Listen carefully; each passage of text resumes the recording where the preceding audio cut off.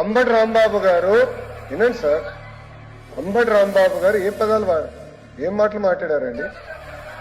ఆయన గౌరవ ముఖ్యమంత్రి గారి తల్లిని అవమానించారు. గౌరవ ముఖ్యమంత్రి గారి తల్లిని అవమానించారు. ఆయన వాళ్ళని వదిలిపెడతామా?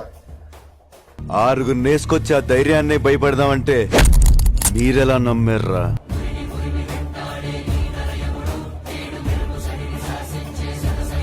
20 ఏళ్ళ నుంచి ఒక లెక్క, ఇప్పటి నుంచి ఒక లెక్క. ఆడి కొడుకొచ్చాడని చెప్పు.